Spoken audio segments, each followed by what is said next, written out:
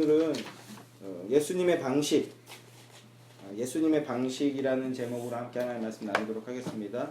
우리 사도신경 강의 오늘 잠시 멈추고요. 또 젊은이들을 위해서 함께 우리 청소년들 그리고 우리 청년들을 위한 말씀을 오늘 함께 또 말씀 나누고자 합니다. 이 요한복음 8장 말씀 너무나 잘 아시는 말씀이죠. 너무나 유명한 말씀이고 교회 안 다니는 사람들, 예수 안 믿는 사람들, 세상 사람들도 너무나 잘 알고 있고 그래서 많이 써먹는, 이용하는 그런 말씀 중에 하나죠. 죄 없는 사람이 돌로 치라, 이 말로 많이 사용되고 있지 않습니까? 근데 많은 사람들이 너희 중에 죄 없는 사람이 돌로 치라, 그러면 이제 뭐 이거를 양비론으로 이용한다고 생각하거나 아니면 자격을 갖춘 사람만 말해라, 뭐 이런 식의 의미로 생각하는 경향이 많은데, 이거는 자격 있는 사람 만 돌을 던질 수 있다, 혹은 그러니까 그런 자격을 갖춰라, 자격 없으면 입 다물어라, 뭐 이런 이야기가 아니에요. 진짜 의미하는 바는 그런 의미가 아닙니다. 이 요한복음 8장의 말씀에서 예수님께서 말씀하고자 하는 것은 그런 의미가 아닙니다.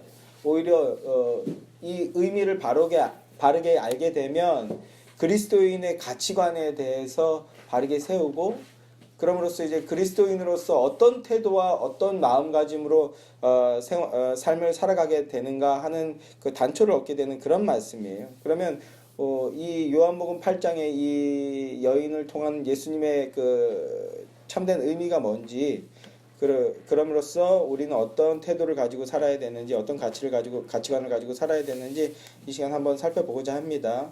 먼저 한번 성경을 보세요. 재미있는 표현들이 이제 나오는데, 먼저 2절 말씀에 보면 성전에서 백성들을 가르치고 계시죠. 2절 말씀, 아침에 다시 성전으로 들어오시니 백성이 다 나오는지라 앉으사 그들을 가르치시더니, 이제 어떤 상황이 벌어지기 전에 배경을 설명하는 그런 문맥인데, 어떤 상황입니까? 예수님과 그 이스라엘 백성들이 성전에 모여서 하나님 말씀을 배우고 있는 거예요. 성전에 모여서. 요 성전이라는 장소가 또 나름 중요한 의미를 갖고 있습니다. 성전에 모여서 예수님께 가르침을 받고 있어요. 그런데 그때 어떤 일이 벌어집니까? 가늠하다가 현장에서 잡힌 여자가 끌려오는 상황이에요. 이게 아주 재밌습니다. 가늠하다가 현장에서 잡힌 여인. 여기서 한 가지 기억할 것은요, 가늠했다라는 건 뭐예요? 남자와 여자가 법에 어긋나는 행동을 했다는 거잖아요. 근데 어떤 상황이 벌어지고 있습니까? 남자는 등장하지 않고 여자만 끌려와요. 율법대로 하면 그 구약의 율법, 이제 그래서 이 끌고 온 자들, 바리새인과 서기관들, 이 사람들이 구약 모세의 율법을 이야기하는데, 모세의 율법대로 하면 남자 여자 둘 다 돌로 맞아 죽어야 돼요. 돌로 맞아. 바로 현장에서 돌로 맞아 죽어야 되는데, 현장에서 돌로 맞아 죽지도 않았고, 그리고 여자만 지금 끌려오는 상황이에요. 조금 그냥 우스갯소리로 얘기하면 이럴 때 페미니즘이 필요한 거죠. 남자는 뭐냐? 여자는 또 뭐냐? 이럴 때 불편하게 여겨야 되는데 이런 데 또 잘 등장을 안 해요. 어쨌든 남자가 등장을 하지 않습니다. 그리고 여자만 끌려오는 상황이고, 현장에서 맞아 죽어야 되는데 그러지 않고 굳이 끌려오고 있는 상황이에요. 그리고 5절 6절 말씀을 보면, 모세는 율법에 이러한 여자를 돌로 치라 명하였거니와 선생은 어떻게 말하겠나이까, 이렇게 물어보죠. 모세는 돌로 치라고 말했는데 선생님은 이 상황에 대해서 뭐라고 말씀하시렵니까? 그런 다음에 6절 말씀, 그들이 이렇게 말하면, 요한이 꿰뚫어보고 이제 설명해 주죠. 그들이 이렇게 말하면 고발할 조건을 얻고자 하여 예수를 시험함이라, 이렇게 얘기합니다. 굳이 여자만 지금 모르긴 몰라도 개 끌듯이 끌고 왔을 거예요. 개 끌듯이 끌고 와서는 지금 예수님 앞에 던져놓듯이 툭 내려놓고서는 모세는 이렇게 얘기했습니다. 율법에서는 이렇게 얘기했는데 선생님 당신은 어떻게 가르치시렵니까? 어떻게 얘기하시렵니까? 이렇게 얘기하고 있죠. 그러면서 요한이 뭐라고 가르쳐주고 있다고요? 이것은 예수님을 시험하려고 하는 거다. 이렇게 말하고 있습니다. 프레임을 짜놓고 거기에 함정으로 프레임을 짜놓고 거기다 집어넣으려고 한다는 거예요. 함정에 빠뜨리려고 한다는 거예요. 자, 이것만으로도 좀 의미를 가질 수 있는데 지금 이 바리새인과 서기관들 이 사람들은 어떤 사람입니까? 그 신약 성경에서 등장하는 이 사람들의 캐릭터는요. 하나님 말씀을 말씀 그대로 열심히 지킨다는 사람들이에요. 그리고 당시 이스라엘 백성들은 이 바리새인들을 굉장히 존경했어요. 이제 그 신구약 중간기라는 그 유대 나라의 역사를 우리가 좀 알 필요가 있는데 그것도 뭐 올해 안에 한번 설명해 드릴 기회가 있을 거라고 생각합니다만 고대 근동의 강대국들에게 핍박을 받고 특별히 로마에게 핍박을 받고 있는 상황에서 그 말씀 하나님 말씀 구약 말씀에 의거해서 이스라엘을 지키고자 노력한 사람들이거든요.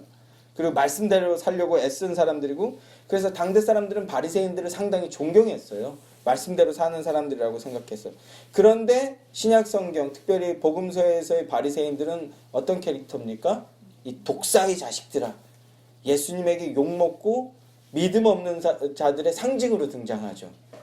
재밌지 않습니까? 당대의 사람들은 말씀대로 사는 사람들이라고 존경했는데 오히려 예수님께서는요 믿음 없는 자들의 상징으로서 바리새인과 서기관들과 율법사들 이 사람들을 사용하셨단 말입니다. 그러니까 이 바리새인과 서기관들은 문자적으로는 율법을 지켰어요. 그것도 완벽하게 지킨 것도 아니겠지. 왜냐하면 아닐 거예요. 왜냐하면 율법적 문자적으로는 율법을 지켰을지라도 이 사람들은 율법을 범하고 있는 거예요. 왜요? 왜 그럴까요? 하나님 사랑, 이웃 사랑. 이게 율법의 핵심이잖아요. 이게 십계명의 핵심이잖아요. 전반부 계명은 하나님 사랑, 후반부 계명은 이웃 사랑. 그러니까 하나님 사랑과 이웃 사랑 중에서 이웃 사랑을 하지 않고 있는 자들이에요. 그런 캐릭터로 이제 등장하거든요. 이웃 사랑을 하지 않고 있고 그거는 하나님 사랑을 하지 않는 거예요. 그 하나님을 사랑하지 않고 있다라는 건 뭐예요? 사실은 하나님을 모르는 거예요. 그런 캐릭터로서 등장하는데 이러한 모습을 요한은 예수님을 시험하려고 하는 거다. 이렇게 설명하고 있죠. 자, 그렇게 모세와 율법은 이 사람들을 이렇게 하라고 명했는데 당신은 어떻게 명하실 겁니까? 한번 말해보세요. 한번 얘기해보세요. 이렇게 지금 들이대고 있는 이런 상황이에요. 그때 예수님께서는 어떻게 하십니까? 잘 알고 계시듯이 예수님께서는 땅에다가 손가락으로 글씨를 쓰죠. 여기에서 많은 해석이 있어요. 여러분들은 어떻게 알고 계시나요? 땅에 손가락으로 땅에 글씨를 썼을 때 혹자들은 거기 있는 사람들의 그 죄를 이렇게 썼을 것이다. 또 혹은 혹자는 십계명을 쓰셨을 것이다. 이렇게 얘기해요. 또 여기서 조금 더 발전해서 이 땅에 쓰신다는 얘기가 이제 두 번 등장하는데 처음에는 십계명을 쓰셨죠. 너는 나 외 다른 신들을 경배하지 말라, 뭐 하지 말라 이렇게 쓰셨을 거란 말입니다. 예. 그랬을 때 십계명. 그런 다음에 또 땅에서 쓰셨을 때 개똥이네 아버지 누구랑 가늠했음. 또 저기 쌀집 아저씨 거짓 증거했음. 또 뭐 이런 것들을 썼을 거라고 생각하는 거죠. 그러면서 예수님께서 뭐라고 말씀하십니까? 7절 말씀에 너희 중에 죄 없는 자가 그가 돌로 쳐라. 자, 7절 말씀 한번 같이 읽어볼까요? 시작. 그들이 묻기를 맞지 않은지라 이에 일어나 이르시되 너희 중에 죄 없는 자가 뭘로 돌로 치라. 이게 율법의 그 명한 바잖아요. 그러나 자세히 보시면요. 율법과 내용이 조금 달라요. 죄 없는 자가 돌로 쳐라. 율법과 약간 다른 내용의 말씀을 전하고 있는데 율법 때문에 자기는 율법을 지켰기에 자격이 있다고 생각하던 자들의 그 생각에 균열을 일으키고 있는 거죠. 자, 오늘은 이것을 좀 심도 있게 강의하는 날이라기보다는 사실은 서두에 제가 청소년과 청년들을 위한 설교라고 말씀을 드렸는데 오늘 설교는 제가 흔히 말하는 그 적용 설교예요. 이 본문을 가지고 조금 해석해서 제가 여러분들과 나누고 싶은 내용들을 좀 가볍게 나누는 그런 설교인데 항상 이렇게 가볍게 시작했는데 이 적용 설교가 항상 마음이 제일 힘들어요. 제일 어려워요. 혹시나 성경에서 너무 벗어나는 얘기를 하지 않을까. 오히려 성경 그 교리 설교나 이런 거 딱 성경만 얘기하니까 오히려 마음은 좀 제 마음은 가벼워요. 듣는 분들이 마음이 어려워서 그렇지. 반대로 이런 설교를 하면 듣기에는 편하고 쉬울 수 있는데 제 마음은 좀 어려워요. 왜냐하면 앞서 말씀드린 대로 성경에서 너무 벗어나서 제 자의적인 얘기가 가미되어서 그것도 나쁘지 않은데 성경과 혹 멀어질까 하는 마음. 그러나 조금 가벼운 마음으로 서로 듣고 성경의 그 내용을 좀 같이 해석하는 그런 시간이었으면 하는데요. 이 여자를 봅시다. 이 여자 어떤 여자입니까? 앞서도 제가 농담반 진담반처럼 남자는 없고 여자만 있다 이렇게 말씀을 드렸는데 그럼에도 이 여자는 어떤 여자입니까? 간음하다가 현장에서 잡혔어요. 이거는 법대로 하면요 그냥 죽어 마땅한 자예요. 죄인 중에 괴수라는 거예요. 죄인이에요. 죄인. 본인도 알고요. 거기 있는 사람들도 알고요. 예수님도 알아요. 그런데 예수님의 태도가 조금 다르다는 거죠. 구약의 율법과 약간 다른 거예요. 왜 약간 다를까요? 약간 다른 게 아니라 근원적으로 달라요. 왜냐하면 예수님은 율법이자 율법의 완성자이시기 때문에 율법이 할 수 없는 그것을 하실 수 있는 분이기 때문에 다르게 느껴질 수밖에 없어요. 당대 바리새인과 서기관들은 이걸 불편하게 여겼어요. 우리가 생각하고 있는 말씀, 우리가 경험하고 있는 성경, 신앙생활과 다르거든요. 그런데 뭐가 다릅니까? 그 안에 참 하나님, 참 하나님의 마음, 참 하나님의 뜻이 담겨 있다는 거예요. 행동만 있는 게 아니라 진짜 의미가 담겨 있다는 거예요. 그게 불편하게 느껴지는 거예요. 이 바리새인과 서기관들은요.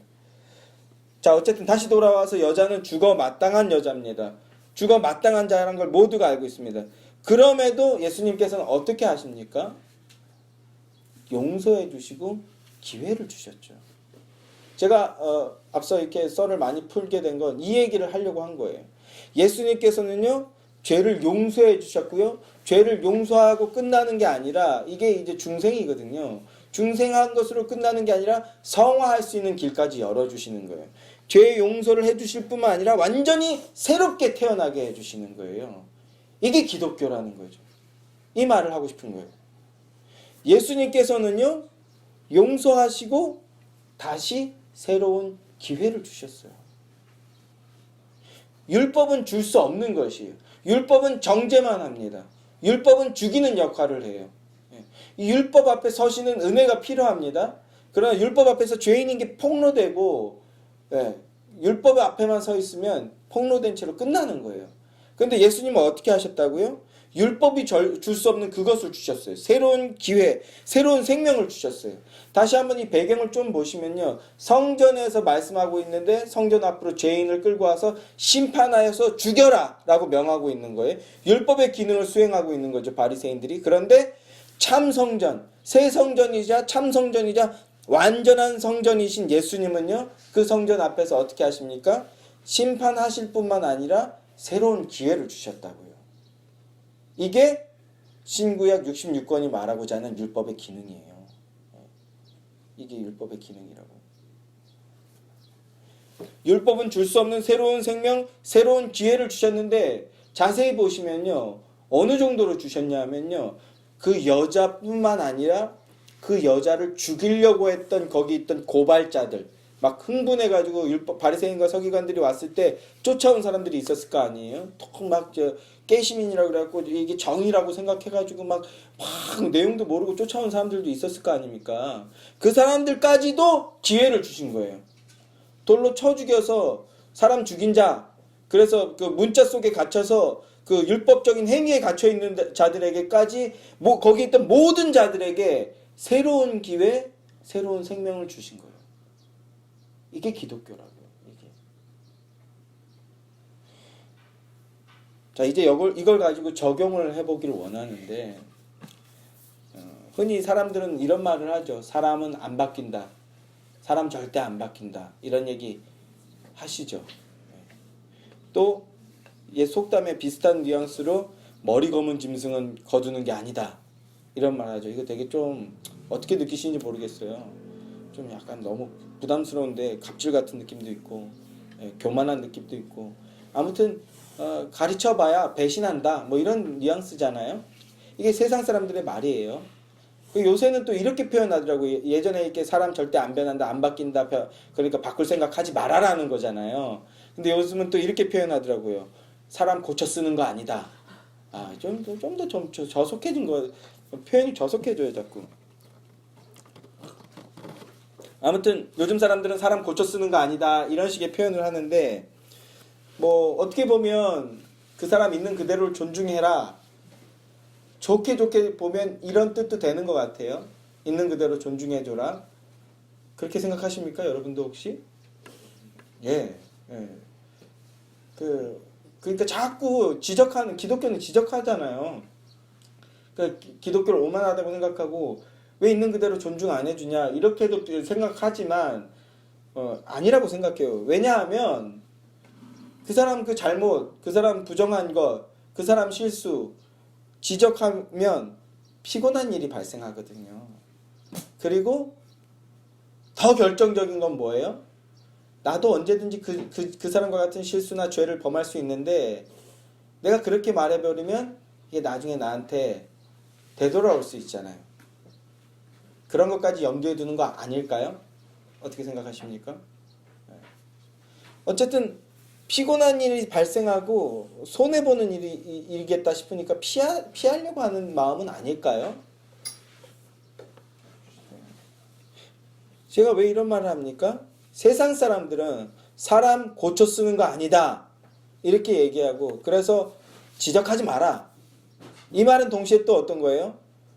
나한테 유리한 사람, 괜찮은 사람하고만 하겠다라는 거죠. 이거는 세상적인 관점에 봤을 때는 지혜일 수도 있어요. 그러나 기독교인들은요. 그러나 예수님은요. 어떻게 하십니까? 오늘 본문을 통해서 제가 말하고자 하는 바가 바로 이것입니다. 예수님은 어떻게 하셨어요?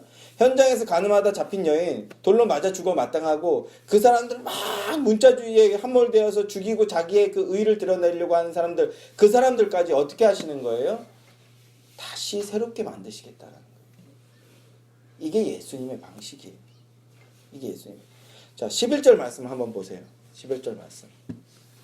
대답하되 주여 없나이다. 예수께서 이르시되 나도 너를 정죄하지 아니하노니 가서 다시는 죄를 범하지 마라. 가서 다시는 죄를 범하지 마라. 이게 예수님의 방식이고 이것이 기독교의 태도여야 한다고 저는 생각한다. 예수님께서 이렇게 말씀하시는 거예요. 사랑한다. 내가 너 사랑한다. 그러나 더는 이렇게 살지 마라. 더는 똑같은 죄 범하지 말고 너는 똑같이 이렇게 살지 마라. 이렇게 말씀하시는 거예요. 저는 이것이 기독교의 방식이라고 생각합니다. 이것이 예수님의 방식이라고 생각하고 이것이 기독교의 가치관이라고 생각해요. 이것이 기독교의 방식이라고 생각합니다. 고쳐주시고 새롭게 만들어주시는 분이에요. 그리고 그 수혜를 받은 사람이 누구냐 하면 바로 저예요. 그냥 그대로 내버려뒀다면 그냥 반푼이 천둥 번개송이처럼 살았을 인생이에요. 세상 사람들은 그저 적당한 거리를 두고 적당히 좋은 말 해줬지만 그러나 뒤로 험담하는 그런 캐릭터였어요. 그런 인생이었어요. 그런데 그래서 아무도 다가와 주지 않고 모두 다 포기했던 그런 인생이에요. 그런데 예수님만이 잡아와서 손 내밀어 주신 거예요. 오늘 설교의 골자는 아니지만 예수님께서 내미는 손을 잡았을 때 제 입에서 처음 나온 말은 뭐였다고요? 잘못했습니다. 죄송합니다.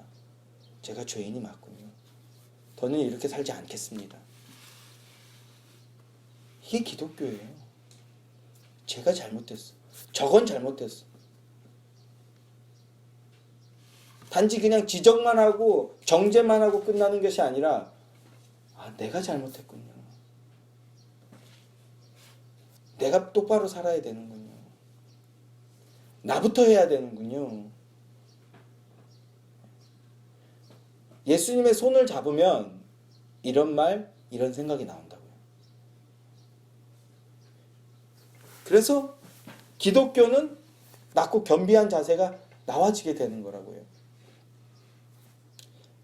예수님께서 절대 포기하지 않고 또 손 내밀어 주시고 더는 이렇게 살지 말자 말씀해 주시고 은혜를 부어 주시니까 그리스도인, 기독교인들은요 고치고 새롭게 하고 다시 일으키고 다시 전진하고 이런 태도가 나오는 거예요. 이런 태도.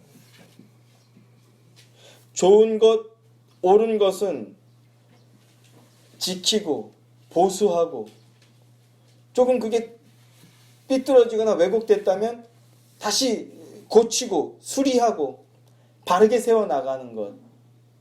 이게 기독교의 방식이라고요.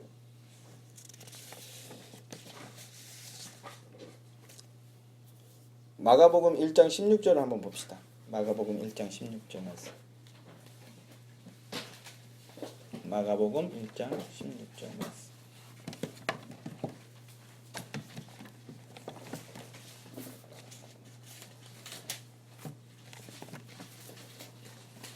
(1장 16절) (17절) 우리 두 절 말씀만 읽읍시다. 1장 16절 17절 말씀 함께. 마가복음 1장 16절 17절 함께 시작. 갈릴리 해변으로 지나가시다가 시몬과 그 형제 안드레가 바다에 그물을 던지는 것을 보시니 그들은 어부라. 예수께서 이르시되 나를 따라오라. 내가 너희로 사람 낚는 어부가 되게 하리라. 지금 제자를 부르시고 제자로 삼아서 세우시는 장면입니다. 그게 마가복음에서는 이 장면을 이렇게 주요하게 먼저 등장하는데 예수님께서 말씀하세요. 따라와라. 따라와라.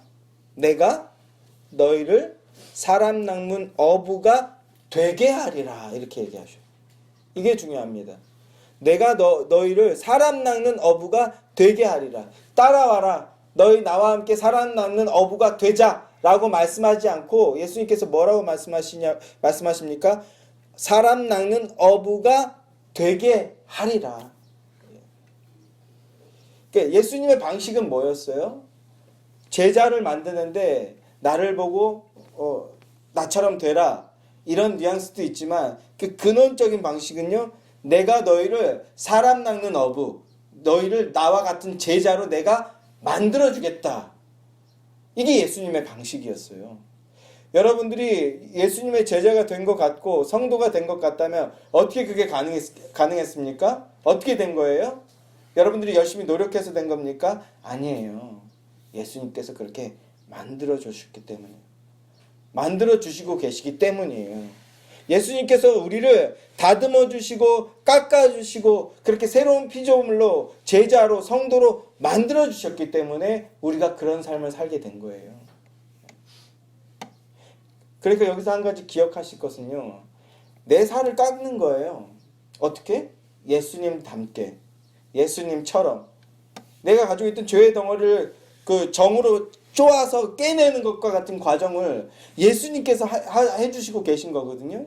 그게 제자 되는 길이란 말입니다. 우리의 본성은 세상의 방식을 따라요. 여러분들 바꿔야 되겠다, 고쳐야 되겠다, 저 죄인된 삶, 저 지체를 위해서 내가 나가야 되겠다, 이런 생각을 먼저 많이 하십니까? 아니면 역시 사람은 안 바뀌어, 역시 사람은 고쳐 쓰는 거 아니야, 내버두지 왜 저렇게 오지랖 떨어, 이런 생각을 먼저 하십니까? 어떤 생각을 먼저 하시나요? 우리의 본성은 후자에 가까울 거예요. 귀찮은 일에 휘말리기 싫다. 요새 이제 제가 뭐 청년들이랑 그런 얘기를 많이 하곤 했지만 이제 유튜브를 보면서 잘못된 얘기, 페이스북이나 유튜브를 보면서 예전에 잘못된 얘기, 사실에 근거하지 않은 얘기를 하는 사람들을 보면서 기도만 했어요. 주여 저들을 깨우쳐 주십시오, 바꿔주십시오, 이 정도. 그러니까 간사한 짓 한 거예요. 왜냐하면 시간이 없어. 개인적으로 너무 항상 시간에 쪼들리는데 만약에 뭐 한마디 하면 댓글에 달릴 거 아니에요. 또 때로는 서로 논쟁도 벌이게 될 거 아니에요. 요게 싫은 거야. 아, 시간 없는데 이 논쟁이 벌어지면 어떡하지 하는 요 걱정에 예전에 그냥 말 그대로 기도한답시고 무시했어요. 귀찮은 일 생길까 봐. 그런데 이제는 그러지 않아요. 그 사실에 근거하지 않은 전혀 잘못된 걸 알고 계신 분들이 있으면 가능하면 논쟁이 되더라도 좀 글을 쓰려고 합니다. 지금 시대, 지금 시간 상황으로는 그런 행동이 필요하다고 느껴져서 그거라도 하나 해야 되겠다라는 마음이 있어요. 그렇다고 해서 제가 100% 저는 사람이기에 100% 옳은 생각을 갖고 있거나 옳은 말을 한 것은 아니겠죠. 그래서 더 조심스러워지긴 합니다만 인간의 본성은요, 귀찮은 일, 손해보는 일 안 하고 싶다라는 거예요. 이거예요. 그래서 사람 고쳐 쓰는 거 아니야. 이런 식의 말을 하고 생각을 하지만 예수님은요, 전혀 가능성 없는 자들, 전혀 소망이 없는 자들을 제자로 삼아서 그들을 정으로 깎아내듯이 다듬어내서 예수님의 제자로 만들어내셨다고요. 이게 예수님의 방식이고 우리를 그렇게 만들어가고 계시거든요. 그러니까 첫째, 여러분들에게 그런 일들이 벌어질 때 저항하지 마세요. 예수님이 여러분을 예수님 닮는 모습으로 깎아내려고 하실 때 그게 성화거든요. 그게 신앙생활이에요. 무슨 대단한 선교했다고 막 하나님 기뻐하게 하고 그런 거 신앙생활 아닐 수 있어요. 그건 예수 없어도 할 수 있는 일이거든요. 제가 이 지점만 너무 강조하는 게 아닌가 하는 생각도 있지만 그러나 쉽게 포기는 못하겠어요. 그런 게 하나님 나라 일이 아닐 수 있다고요. 선교하고 뭐하고 이런 게. 진짜 신앙생활은 뭐예요? 예수님께서 나를 예수님 모습으로 형상으로 깎아낼 때 저항하지 않고 순종하는 거예요. 복종하는 거예요. 기뻐하는 거예요. 그게 신앙생활이라고요. 뿐만 아니라 예수님처럼 그렇게 닮은 형상이 되어져 가고 있음을 느끼고 계신다면 우리도 예수님의 방식으로 삶을 살아가는 거예요. 어떻게? 소망이 없는 자에게 긍휼을 베풀고 그들에게 사랑을 전하는 거예요. 예수님께서도 그 현장에 가늠하다 잡힌 이 여인에게 이렇게 말씀하셨다고요. 이런 뉘앙스라고요. 딸아, 내가 너 사랑한다. 그러나 더는 죄짓지 말자. 더는 이전처럼 살지 말자. 이렇게 말씀해 주신 거예요. 여러분에게도 그렇게 말씀하고 계신 거라고요. 저와 여러분에게도 아들아, 딸아, 내가 너 사랑한다. 그러니까 더는 죄짓지 말자. 더는 이전처럼 살지 말자. 또 우스갯소리 같은 그 리플이 하나 생각나네요. 그 동성애 문제와 관련된 어떤 영상에서 막 또 수천 개의 댓글이 달리면서 논쟁이 벌어지는데 약간 교회를 아는 사람인 것 같아. 이렇게 얘기하더라고요. 내 모습 이대로 사랑하신다며. 그 찬양 있죠? 내 모습 이대로 사랑하시네. 그 찬양 가사 딱 적어놓고서 내 모습 이대로 사랑하신다며. 왜 니네는 틀렸다 그러고 고치려고 드냐. 순간 센데? 이런 생각을 했는데 그러나 그 사람은요. 그 참성전이신 그 율법의 완성이신 예수님의 사랑이 뭔지 진짜 사랑이 뭔지 모르는 거예요. 그 모습 그대로 사랑하지만 예수님의 사랑은요. 그 모습 그대로 사랑하지만 그 모습 그대로 두지 않아요. 그 모습 그대로 용납하지 않아요. 사랑하기 때문에 고치려고 하는 거예요. 진짜 사랑은요. 진짜 사랑은 그 모습 그대로 두지 않아요. 사랑하기 때문에 제재와 책망이 따르는 겁니다. 가장 대표적인 사랑이 뭐예요? 부모의 사랑이죠. 아이들을 사랑하기 때문에 잘못하는 거 그대로 둘 수가 없는 거예요.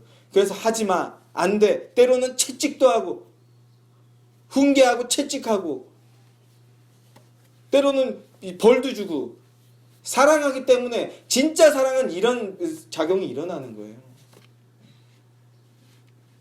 애가 막 도둑질하고 나쁜 말 하는데도 가만 놔둔다? 그게 사랑입니까? 아닙니까? 진짜 부모예요? 아니에요? 그런 사람을 진짜 부모라고 하지 않죠. 그건 진짜 사랑이 아니기 때문에. 사랑하기 때문에 제재가 따르고 사랑하기 때문에 책망이 따른다고. 사랑한다면 바꾸려고 하는 거예요. 그 뭐 신혼 부부들은 이제 사랑한다고 하면서 서로 과도하게 바꾸려고 하다가 이제 그 서로 부부 싸움도 하게 되고, 미숙한 때는 어릴 때는 서로 막 그래서 친구들끼리도 싸우기도 하는데, 그래서 적당한 간격을 유지하면서, 세상 사람들은 그래서 부부나 친구들이 적당한 간격을 유지하고 그걸 무조건 존중해 주는 걸 사랑이라고 포장하죠. 그러나 아니에요. 성숙한 부부는 그걸 존중해 주는 영역과 간격을 유지하는 부분이 있지만 내버려 두는 게 아니에요. 내버려 두는 게. 다만 부부는 서로 이렇게 위 아래의 관계가 아니기 때문에 방식이 달라지는 것 뿐이에요. 남편이 막 게임 중독해 있는데, 옛날 그 라스베가스를 떠나면 니콜라스 케이지가 주연한 영화인데, 거기 그 주인공이 알코올 중독자예요. 가족들이 다 떠났어요. 그래서 그 새로운 애인을 사귀었는데, 그 애인은 그 창녀야. 그 창녀가 알코올 중독자인 남자친구에게 술병, 그 알루미늄 뭐 그런 술병 있죠, 이렇게 개인 술병, 그걸 선물해줘요. 그러자 남자가 감동한다는 뭐 이런 건데, 그게 사랑이라고 할 수 있습니까? 영화니까 어느 부분 우리가 공감하면서 감동도 하고 그러는 거지만, 그게 진짜 사랑일까요? 뭐 그렇다고 해서 술을 못 마시게 하는 게 고민이 생기는 부분이긴 하지만, 이게 세상의 방식이에요. 진짜 사랑은요, 바꾸려고 하죠. 고치려고 합니다. 고침으로써 옳게 살게 하는 거예요. 그런데 여기서 한 가지 더 기억해야 되는 것은 뭐냐면, 사랑한다면, 그래서 그를 바꾸려고 하죠. 사랑한다면 고치려고 합니다. 근데 어떻게 합니까? 미숙하게 막 찍어서 눌러서, 너는 왜 치약을 꼭 밑에서부터 안 짜고 중간에서부터 짜냐, 너는 왜 이렇게 하냐, 뭐 이렇게 하는 게 아니라, 예수님의 방식은 뭐였어요? 죽는 거예요. 섬기는 거예요. 낮아지는 거예요. 나를 위해서 버려지신 거예요. 이제 우리 그게 또 사도신경에서 나눌 내용 아닙니까? 죽을 수 없는 하나님이 죽을 수 있는 존재가 되어서 죽어주신 거예요. 이렇게 바뀌는 거예요. 이렇게. 이래야 바뀌는 거고요. 여기서 굳이 안 해도 될 말인지 혹 모르겠지만, 제가 그래도 이제 청년 교사 시절부터 한 2003년부터 이제 청년 교사로 2002년부터 이제 청년 교사부터 시작해서 뭐 간사, 뭐 전도사라고도 할 수 있고 간사 역할도 하고 뭐 이렇게 했는데, 그런데 제가 그 비교적 그들과 관계가 아직도 좋아요. 한 이제 뭐 2002년도니까 몇 년 됐어요? 뭐 거의 20년 가까이 돼 가죠 지금. 한 17년, 18년 돼 가는데, 근데 그때 그 사역하던 자들이랑 뭐 100% 그렇지는 않겠지만 비교적 관계가 좋아요. 왜 그러냐 하면, 제가 무슨 대단한 사역을 했거나 뭐 이런 게 전혀 아니에요. 전혀 아니에요. 많이 부족했고, 그래서 2002년도 이때 사역하던 친구들은 만나면 제일 많이 하는 게 뭐냐면, 저 때문에 많이 울었다.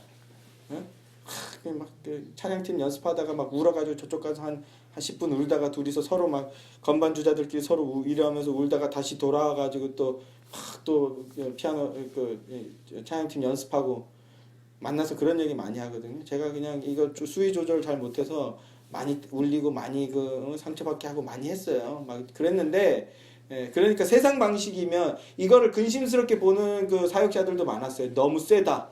맞아요. 그래서 저도 실수도 많고, 그래서 관계가 안 좋아진 사람도 물론 있지만, 그럼에도 대다수의 사람과 좋은 관계를 유지하는데, 그것은 뭐냐 하면요, 한 번도 이것만은 확실하게 말씀드렸어요. 제 사역을 위해서, 저의 사역적 성공을 위해서 그들을 이용한 적은 단 한 번도 없어요.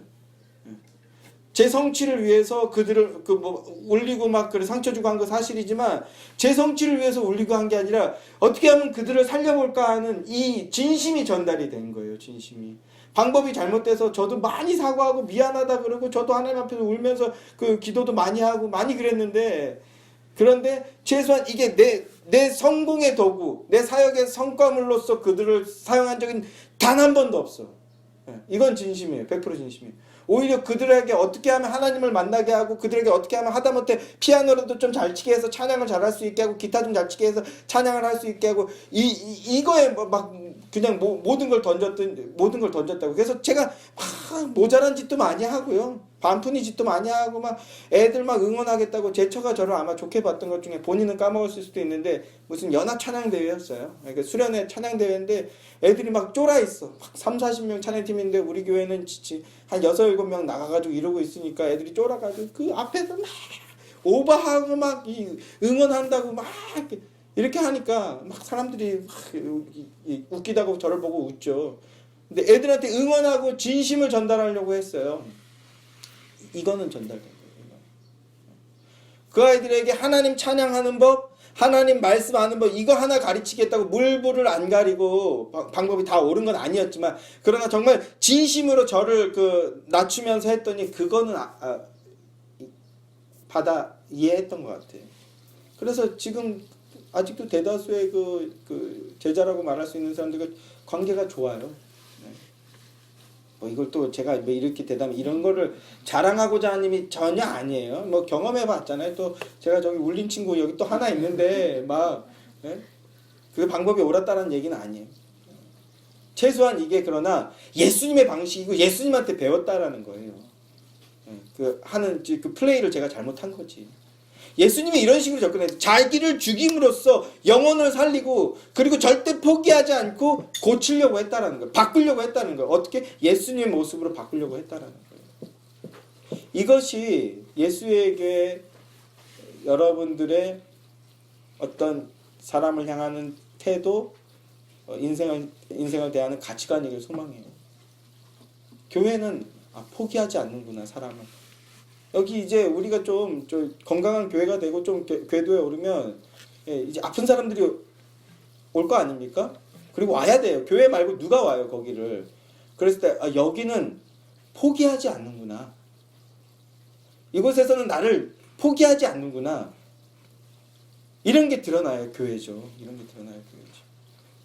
어디 좀 돈 좀 있어 보이고 차 좀 좋은 거 굴려 보이고 뭐 말 좀 폼나게 하고 이런 사람들만 환영하는 그런 게 교회가 되겠습니까? 다만 아직은 저와 여러분들이 그런 사람들을 복음으로 녹일 준비가 되어 있느냐 하는 그 고민, 같이 고민하고 계신 거 맞죠? 고쳐 쓰시고 새롭게 하시는 게, 그래서 만들어내시는 게 하나님이시고 그게 예수님의 방식이에요. 예수 믿는 사람, 그리스도인이라면, 그러니까 낮고 겸비한 자세로 때론 나를 버릴지라도 사랑하기 때문에 고치려 하고 바꾸려 하고, 그래서 섬기는 것, 그게 예수님의 방식의 그리스도인의 태도요 가치관이어야 한다는 게 이 시간 제가 주장하는 바입니다. 포기하지 않고 오름의 길로 나가는 거예요. 여기서 하나만 더 적용해 봅시다. 하나만 더.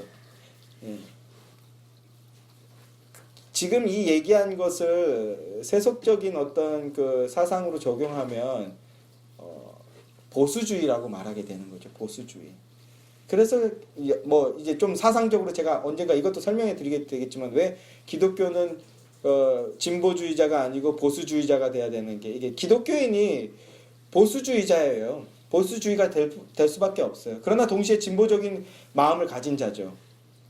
그렇다고 해서 보수 정당을 찍어야 된다는 얘기는 결코 아닙니다. 이걸 한국 사람들은 한동안 이걸 혼동했어요. 보수적인 가치관을 갖는 거예요. 그런 의미에서 하나만 더 적용하고 말씀을 마무리하고 싶어요. 우리네가 이게 정말로 위험하다고 느껴야 되는 게 뭐냐 하면, 이 보수적인 가치관을 잃었어요. 보수의 정당을, 보수적인 보수라고 자처하는 정당이 실패한 것과 별도의 문제예요. 이거는 정말 중요한 보수적인 가치관을 잃었어요. 그 중에 하나만 얘기하고 싶어요. 뭐냐면 이 청렴결백이라는 이런 가치관이에요. 이건 이제 완전히 그 포스트 모더니즘, 상대적인 가치, 상대적인 기준, 절대적인 기준은 없어. 상대적인 기준이고 그 상대성을 가지고 있는 내가 세상의 기준이야라는 게 이게 포스트 모더니즘이잖아요. 그러면서 이제 나오게 되는 게 페미니즘이고 뭐 PC주의고 이렇게 되는 건데, 자, 이 포스트 모더니즘이 이제 어떤 그 기준이 되면서 보수적인 중요한 가치관들이 다 깨지고 우리 대한민국이 이걸 상실했단 말입니다. 그 중에서 가장 중요한 그 가치관이 뭐냐면 청렴결백이라는 이 가치관이에요.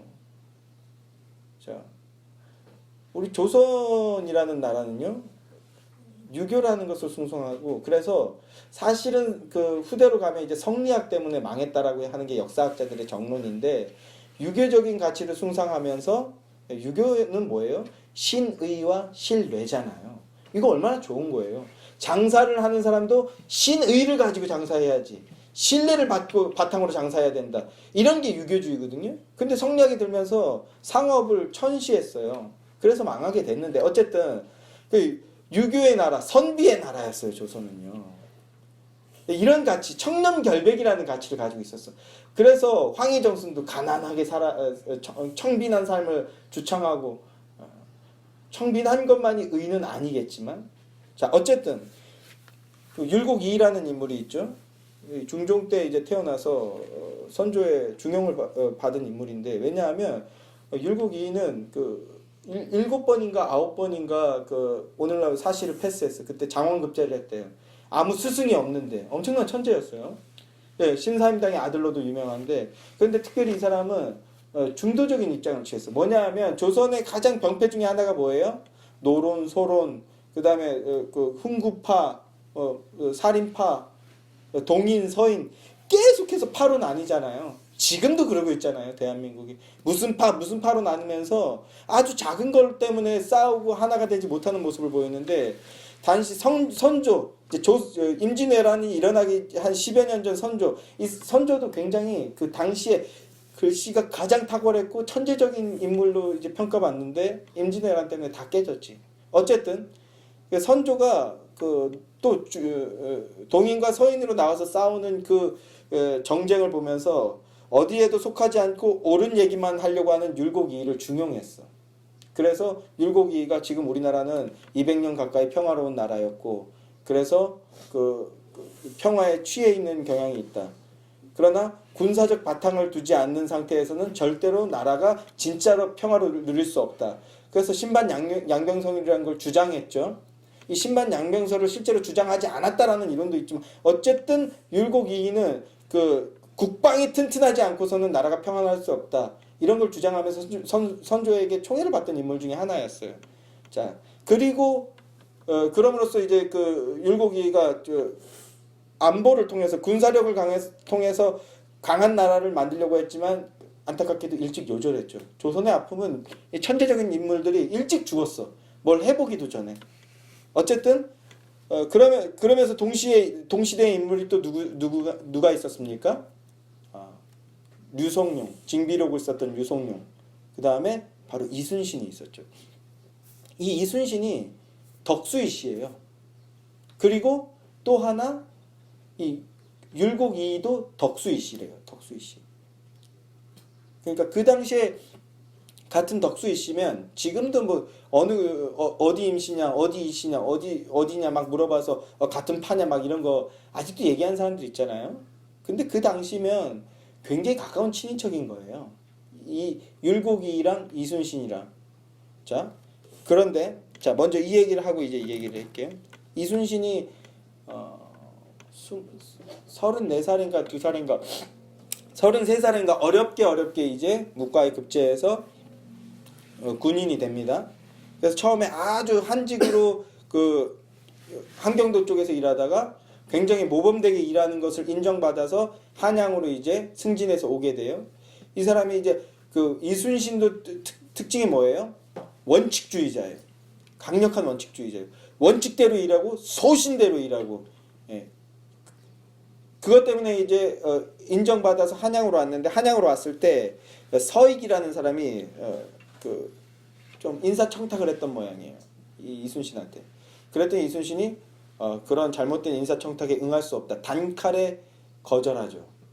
그래서 나중에 이 서익한테 보복당하게 돼요. 자, 어쨌든 이런 모습을 보면서 또 그 병조판서였던 김기영이 이순신 이거 인물이네, 물건이네 하고 그 자기 사위로 삼으려고 해요. 그런데 내가 이제 무과에 급제해서 내가 이제 오늘날로 말하면 정계에 이제 진출했는데 그 정계에 들어가서 뭐라고 하죠? 높은 사람들과 결혼함으로써 내 정계 진출을 왜곡시킬 수 없다. 갑자기 용어가 생각이 안 나네. 인맥을 통해서 정계의 높은 말로 올라가려는 이런 갑자기 말이 생각이 안 나는데 이런 식으로 일이 진행될 수 없다. 그래서 김기영이 사위 삼고자 하는 걸 또 단칼에 거절하죠. 예. 그런 식으로 정계에 들어갈 수 없다. 그러니까 원칙과 소신을 갖고 있던 그런 인물이었어요. 그리고 이게 공적을 인정받아서 이제 그 전라도로 이제 내려가게 되는데 그 안에서 이제 많은 이제 서익에게 보복을 당해서 다시 좌천되고 또 뭐하고 많은 일들이 있지만 그랬던 그 이순신에게 류성룡이 율곡이랑 같은 덕수이 씨 아니냐, 한번 그 율곡이 만나봐라. 율곡이가 살아있을 때죠. 율곡이를 한번 만나봐라 이렇게 얘기했습니다. 그러나 그 율곡이가 뭐였냐면 오늘날로 하면 인사 담당관이었어요. 율곡이가 인사를 책임지는 사람이었어요. 덕수이 씨로서 율곡이도 존경받는 사람이었는데 그래서 이순신도 율곡이를 좋게 생각하고 율곡이도 이순신을 좋게 생각해서 율곡이는 한번 만나보고자 생각을 하고 있었대요. 그러나 이순신은 또 그렇게 이 일을 만나보라는 유성룡의 말에 인사를 담당하고 있는 내 친인척과 내가 어떻게 만날 수 있냐. 그건 있을 수 없는 일이다. 혹 그가 관직을 내려놓게 다음 혹은 내가 관직을 내려놓게 된 다음에나 만날 것이다. 이렇게 얘기했대요. 멋있지 않습니까? 근데 오늘 대한민국은 어때요? 인맥 많은 거 자랑하고 인맥이 안 닿았으면 그걸 바보라고 생각하고 제가 더 많은 말 하지 않아도 여러분들도 잘 생각하고 계시라고 생각합니다. 청렴결백하고 원칙대로 살고 소신대로 살고 그리스도인은 말씀대로 살고 이런 걸 세상 사람은요 바보라고 말해요. 병신이라고 말해요. 모자라다고 말합니다. 그러나 그리스도인은요 예수님의 방식을 따라서 옳은 가치관이라면요 지키고 보존하고 발전시키려고 해야 돼요. 그러기 위해서는요 우리 스스로가 먼저 그 원칙대로 말씀대로 살아야 할 것입니다. 제가 오늘 이 설교는 청년들을 위한 설교라고 말씀드렸는데 우리 청년들 그런 분들이 되시길 원해요. 청렴결백이라는 이런 가치, 이런 가치관 오늘날 대한민국이 완전히 깨지고 구시대의 유물처럼 됐어요. 이런 얘기를 하는 걸 한심하게 생각하는 지경까지 왔어요. 아예 이런 얘기를 하지도 않아요. 그게 얼마나 잘못된 모습입니까? 여기 몇 명 없지만 여러분들이라도 그 바른 가치관을 다시 되찾고 세우기 위해서 믿음으로 사시는 분들 되게 원합니다. 그건 참된 가치를 붙들고 보수하고 발전시켜 나가시는 분들이 되게 소망합니다. 나아가 예수의 교회 여러분 우리 어린이들까지 예수님의 방식을 따라서 포기하지 않고 예수님의 뜻대로 살고 그 다음에 망가지고 다치고 아프고 깨어진 자들 향해서 소망을 갖고 그들을 예수께로 인도하여서 예수로 말미암아 바른 삶을 사는 사람으로 바른 삶을 사는 자로 만들기 위해서 섬기고 헌신하는 그런 그리스도인들이 되기를 소망합니다. 나아가서 예수의 교회가 이 예수님의 방식을 따름을 통해서 영혼을 살리고 섬기는 교회가 되기를 주님의 이름으로 간절히 소망합니다. 기도하겠습니다.